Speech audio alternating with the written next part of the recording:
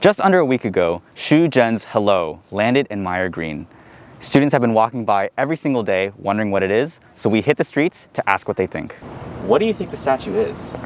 I don't know what it is, although I've heard it being described as a mix between a snake and a churro. I feel like that's kind of my interpretation of it. Yeah, I think it's supposed to be a column, but it's definitely a snake or a churro, or both. It's really imposing, and it looks like a sea dragon that's like reeling up and it's ready to strike. My friends described it as a churro, so that's one of the first things I think of. But it also had a bit of a face, and it looked like it was gesturing toward me. Whatever it was, I wanted to get out as fast as possible. What are your reactions to the piece? How does it make you feel? I think it's definitely interesting. I think it's a bit out of place.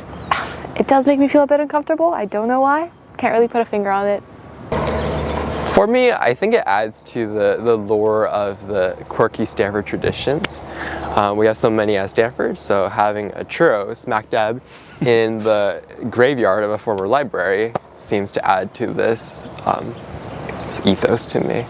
I feel intimidated. I have to say I like it.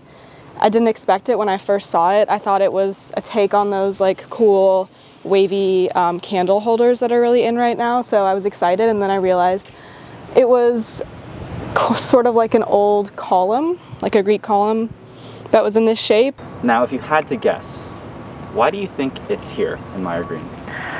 I don't know. I think Stanford might be trying to get more people to like think about the arts, and so a lot of people are around here, and so they're putting the snake churro in the side of a lot of people that are usually around.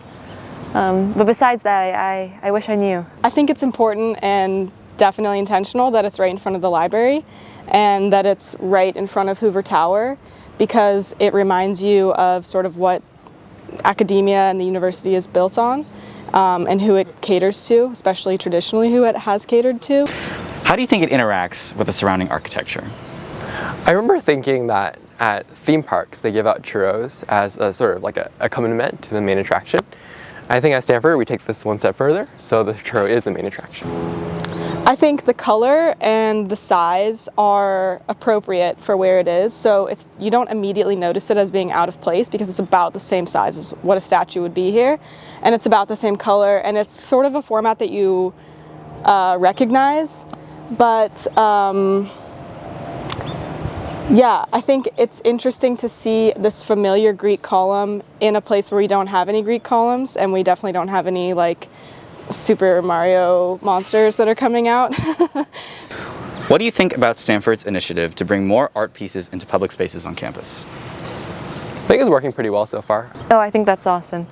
The other day I was at a party and I heard a girl just like advocating for the arts and like on behalf of Stanford and trying to hear what people thought and wanted for Stanford. I mean, be it something deep or be it like the churro snake, I think it's cool, it's important, for sure.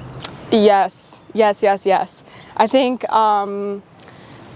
we need art in public spaces, especially right now when going into museum isn't probably the best idea for most people.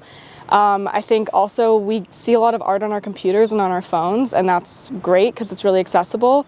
But art is also about interacting tangibly, and in terms of like space and like literally feeling like there's an imposing structure in front of you is really important, and seeing the texture of it. I think it's nice to have it in a space where you pass by every day, because especially if it's a theme that we should be thinking about, you're reminded of it, even if it's for 30 seconds, right? That's better than nothing.